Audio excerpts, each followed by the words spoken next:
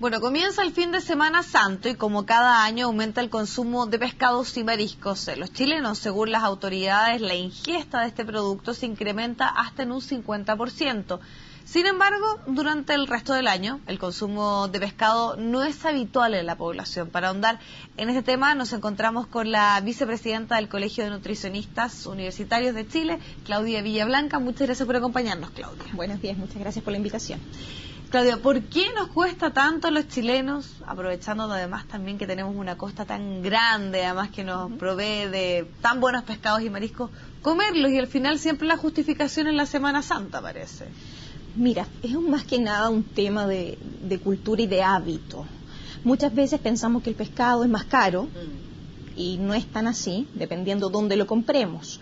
Incluso muchas veces uno puede evaluar el valor que tiene un kilo de carne de vacuno en el mismo supermercado versus un kilo de pescado. El precio puede andar por el mismo rango.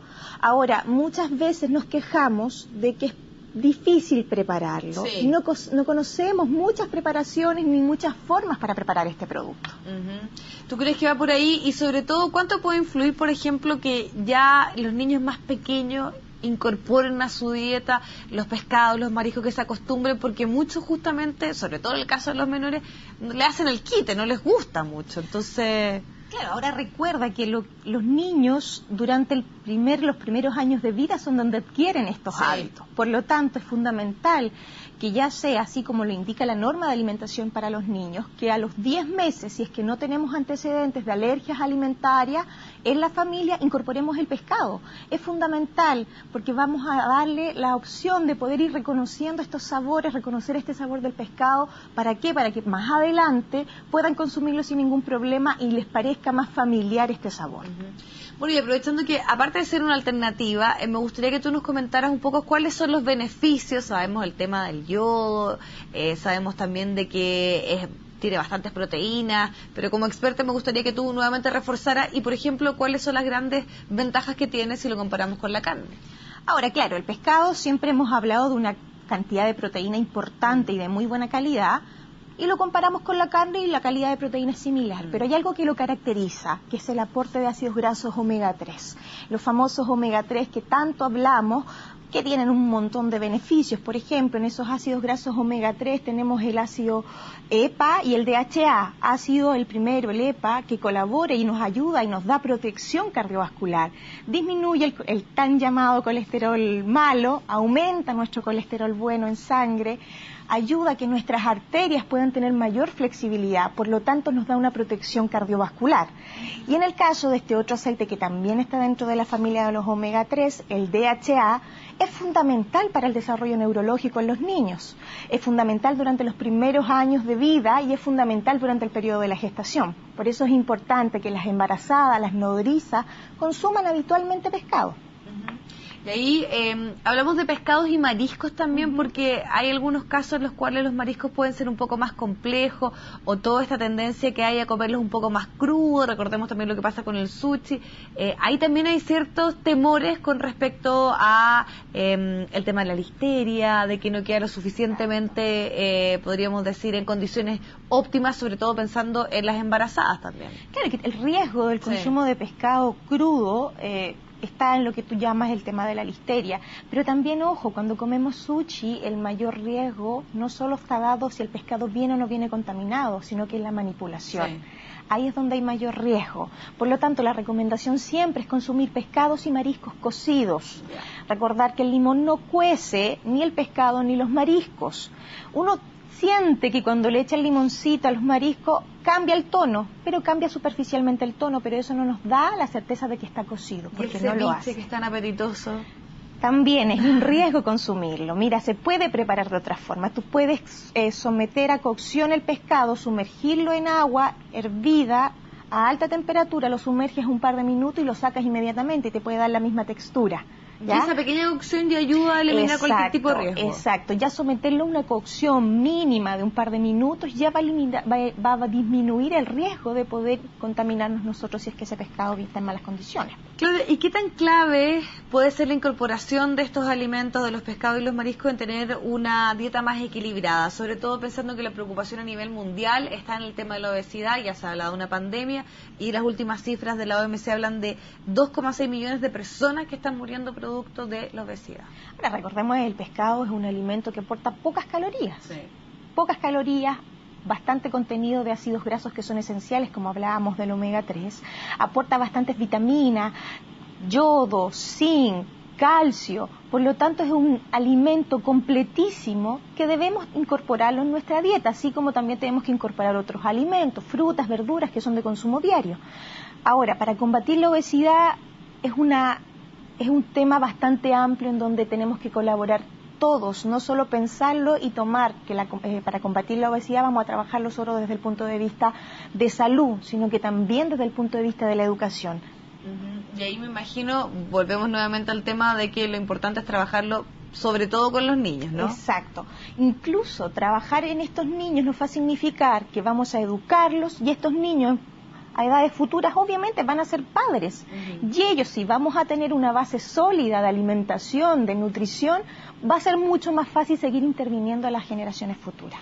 Claudia, aprovechando que tú tocas ese tema, el tema de la educación, cuando se ha debatido y ahora último surgió el tema de que se va a dejar sin efecto esta ley que establecía cambios en la rotulación de los alimentos, y uno de los argumentos era obviamente que los niños supieran, y también las familias, qué se estaba consumiendo, ese tema de los monitos, muchas de estas cosas atractivas que se fueran dejando de lado.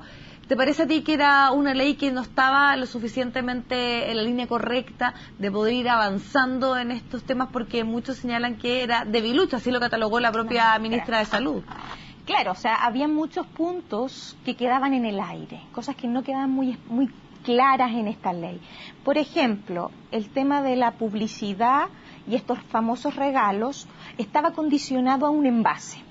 Y un envase hacía referencia a que tenía que pasar más de 12 horas el producto ahí, envasado. Por lo tanto, si tú piensas en eso, las comidas rápidas quedan fuera de esta ley. Por lo tanto, estas grandes cadenas de comida rápida podían seguir regalándonos los juguetitos y todas estas cosas. Por lo tanto, los niños iban a seguir expuestos a estos productos. La ley también dejaba fuera muchos alimentos que tienen alto contenido en grasa. Por ejemplo, las vianesas. Son productos que aportan grandes cantidades de sodio, grandes cantidades de grasa, pero como la porción de consumo no quedaba bien clara, esto quedaba fuera de la ley. El tema de las porciones tampoco quedaba muy claro. Estábamos utilizando, por ejemplo, según la ley, que para identificar una porción de yogur eran de 220 gramos, 225 gramos, siendo que nosotros acá conocemos porciones de yogur de 125 y el yogur más grande que conocemos es el de 175, que cada vez se va desapareciendo. Sí. Entonces, habían bastantes cosas que no eran fáciles de aplicar a la ley. Por lo tanto, era muy difícil poder aplicar toda esta ley para poder llegar y tener el impacto que corresponde. Por lo tanto, ¿te parece una buena oportunidad repensarlo? Y además también una de las críticas es que el colegio, por ejemplo, de nutricionistas quiere estar más activo, que tener una mayor participación, porque muchos planteaban que esta ley estaba más bien hecha a la medida de justamente el comercio, el retail, de los grandes productores de alimentos, más que de las recomendaciones de los expertos. A ver, hubo un periodo en donde se hicieron todas las sugerencias y todas las observaciones a la ley antes que fuera promulgada. Lo lamentable fue que muchas de ellas no se consideraron. Muchas instituciones, la academia, colegios profesionales, tanto el colegio nutricionista, envió al ministerio sus observaciones, pero no quedamos contentos con las modificaciones que se le hicieron y nunca quedamos bien satisfechos con la ley que se iba a promulgar. Ahora, ¿cuál es tu evaluación a nivel de políticas públicas que tienen que ver con esto, con enseñarnos a comer sano? Y te lo pregunto también por la polémica que hubo también dentro de esta semana que tiene que ver con que se iba supuestamente a suprimir o no el programa de Elige Vivir Sano. Luego se dijo que esto no era cierto, sino que también se iba como a repensar. ¿Cuál es tu parecer respecto a esto? ¿Tenemos unas buenas políticas en nuestro país que justamente de salud pública, de políticas a nivel de cómo enseñar a las personas a alimentarse bien?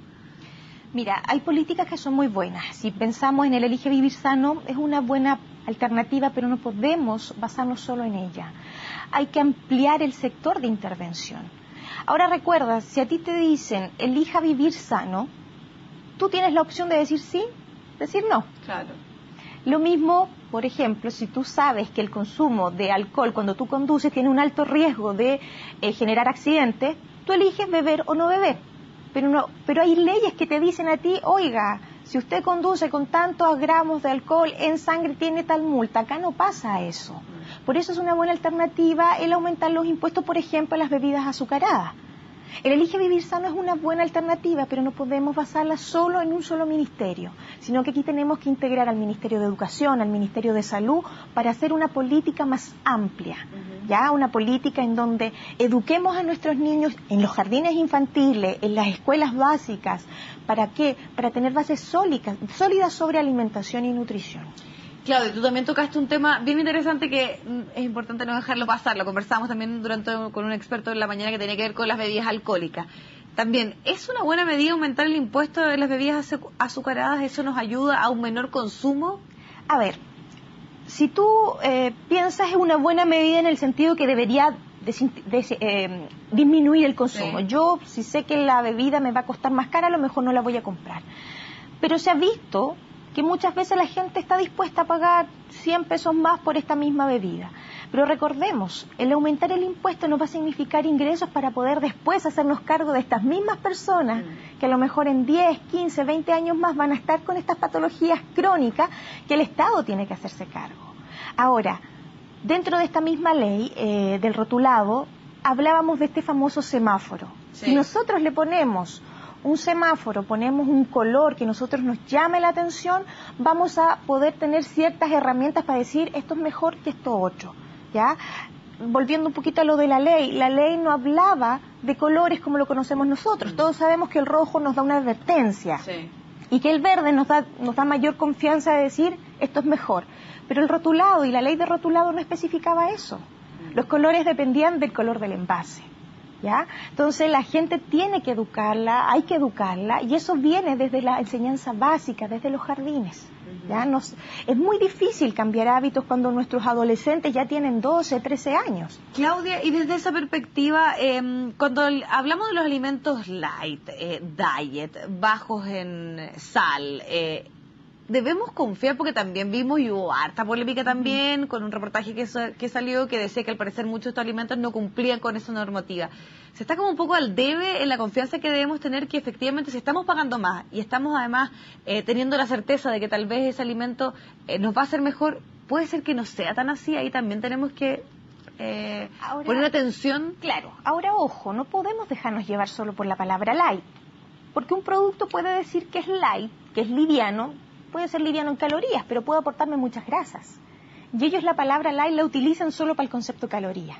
Por eso es importante aprender a leer el etiquetado nutricional, aprender a leer los ingredientes que trae el producto y no solo dejarnos llevar con estas palabras que son tan rimbombantes, sí, que uno se asegura y dice, bueno, me compro este pan light, me compro este yogur light, y uno piensa que lo está haciendo fabuloso. Claro. Entonces, más que solo dejarnos llevar por esta palabra, es importante leer el etiquetado, el rotulado nutricional. Claro, y ahí también hay un desafío porque es minúsculo, de repente uno con suerte alcanza a leerlo. Y claro, uno no tiene el tiempo muchas veces cuando va al supermercado, va y compra, pero tú no te das el tiempo de ir comparando productos. Ahora, si a mí nunca me educaron de cómo entender este rotulado, cómo leer este rotulado, muy difícil es que yo haga ese ejercicio en el supermercado. Por eso vuelvo a insistir, la educación es fundamental.